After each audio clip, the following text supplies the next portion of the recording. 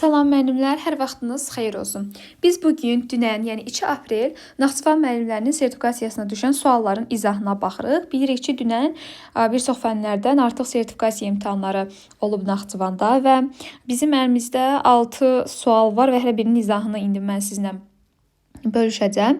Əslində suallarımız sadə suallardır. Düşən o qədər də çətin, o qədər də bizim tapa bilməyəcəyimiz, bizi çətinə salan məqamlarımız yoxdur. Hər zaman dərsdə dediyimiz, hər zaman üzərində işlədiyimiz suallar üzərindədir və həmişə dediyim kimi hansı mövzular ki deyilmişdi, qiymətləndirmədir, inteqrasiyadır, taksonomiyadır, şagird davranışının idarə olunmasıdır, prosedur qayda gözləntidir. Həmin mövzulardan dünən imtahana düşüb. İndi isə gəlin bir-bir sualların izahına baxaq.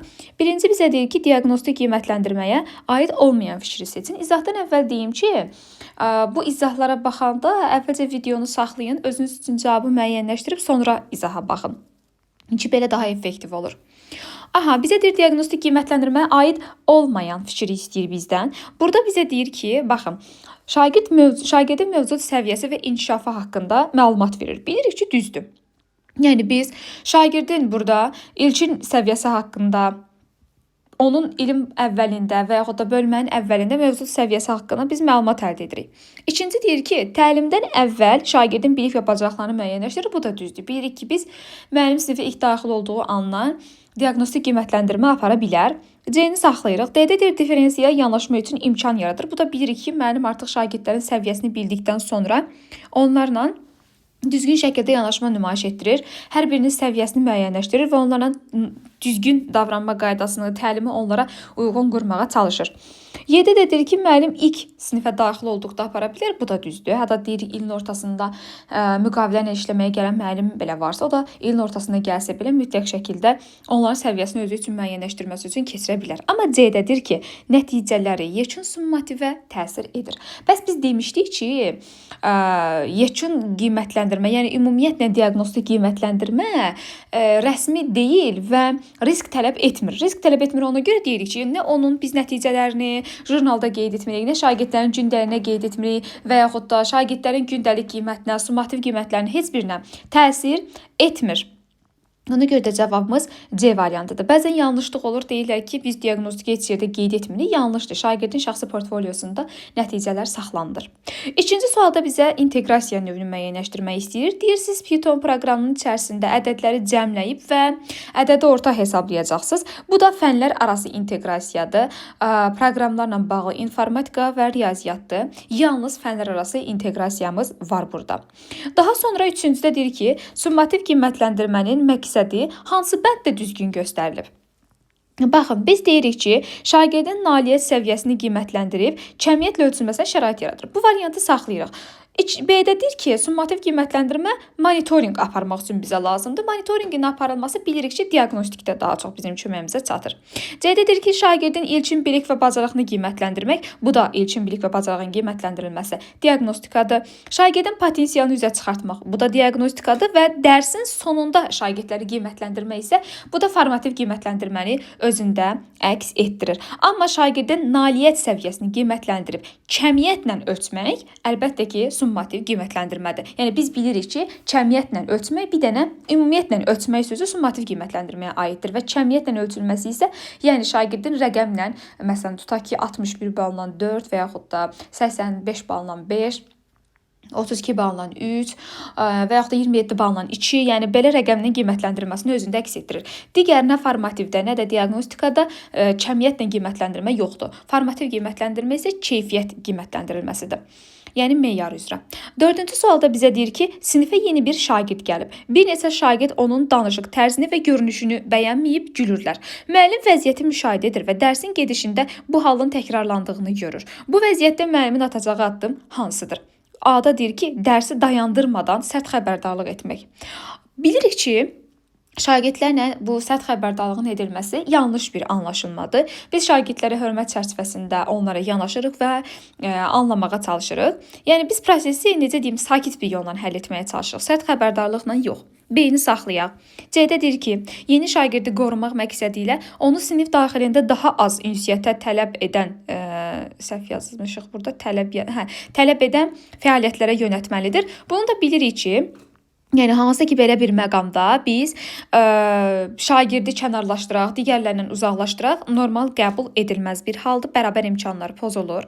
D-də deyirik ki, problemi böyütməmək üçün ilkin mərhələdə müdaxilə etməmək və vəziyyətin təbii şəkildə biz artıq görürük ki, baxın dərsin gedişatında bu hal təkrarlanır. Bir dəfə olsa yəni biz müdaxilə etməyək, amma bu dəfələrlə təkrarlandığı üçün artıq müdaxilə lazımdır. Üzrlü sayın. Y-də də deyir ki, yalnız qaydanı pozan şagirdlərə cəzalandırmaq. Bu da ki, bilirsiniz ki, yanlış anlaşılmadır. Ən düzgün variantımız B-dir. Bütün siniflə empatiya, yəni özümüzü qarşımızdakini yerinə qoymaq, hörmət və müxtəlifliyə münasibət mövzusunda müzakirə təşkil etmək. Bilirik ki, baxın, şagirdin danışıq tərzi və görünüşü fərqlidir. Deməli, o biraz müxtəlifdir, mədəni müxtəliflik kimi deyirik və şagirdlərlə fərdi söhbət aparmaq lazımdır bu haqda. B variantı. 5 çox asandır. Deyir ki, bunu hər zaman mən deyirəm, hər zaman nümunə çəkdiyimdir. Verilmiş mətni oxuyun, onun əsas ideyasını müəyyənləşdirib öz mövqeyinizi. Əgər biz görürük ki, burada başqasının hər hansı bir fikir yoxdursa, ideyası yoxdursa, öz mövqeyimizi əsaslandırmaq, dəyərləndirmək mərhələsidir. Dərs zamanı sinifə şagirdlər arasında səs-küy və diqqətsizlik yaranır, dərsin gedişində pozuntular müşahidə olunur. Müəllim sinifi idarə etməkdə çətinlik yaşayır və biz demişdik ki, əgər şagirdin dərsdə davranışında hər hansısa bir yanlışlığı varsa, davranış pozuntuları müşahidə olunursa, bu zaman biz qayda, prosedur və gözləntiləri qoymamış sayılırıq. Yəni şagirdlərin davranışındakı yanlışlıq bundan ibarətdir.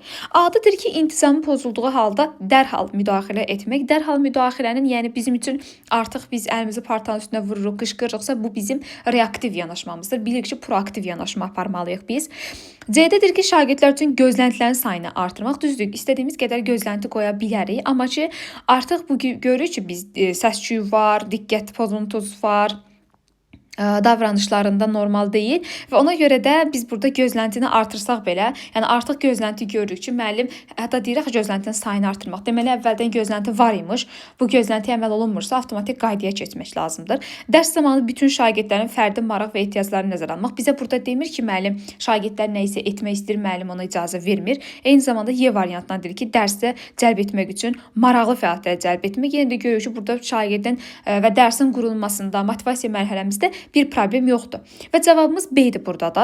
Deyir, sinifdə qayda və prosedurları əvvəlcədən aydın və sistemli şəkildə müəyyən etməlidir. Yəni, burada müəllim əgər şagirdlərə qayda və prosedurları əvvəlcədən bildirmiş olsaydı, şagirdlər qayda və prosedurları bilsəydilər və bu davranış pozuntularının heç biri diqqətsizlik, səs-küy yaranmazdı. Ən azından səs-küy edəndə biz kartlardan istifadə edirik, deyirik ki, məsələn, kartlardan istifadə edirik, müəllim qırmızı kart, tutaq ki, sarı kart verib xəbərdarlıq edib, daha sonra məsələn, ikinci davranış pozuntusunda artıq qırmızı kart alacağını bildiyi üçün sakit dayanmalıdır. Bu isə reaktiv yanaşma adlanır. 6-da da B variantıdır. Belə müəllimlər, bu günləri 3 aprel bu günlərdə imtahan təşkil olmuşdu və eyni tipli suallardır, yenə də eyni suallardır, qiymətləndirmə, taksonomiya, inteqrasiya ilə bağlıdır. Eyni zamanda səhv etmirəmsə, 10-u, 11-i də imtahanlar təşkil olunmalıdır. Hər bir müəllimə uğurlar arzulayıram. İstər MİQ sahəsində, istər sertifikasiya sahəsində. İnşallah bilirsiniz ki, iyunun 17-sindən sonra sertifikasiya imtahanları, iyulun 1-8-i arasında isə MİQ imtahanı təşkil olunacaq.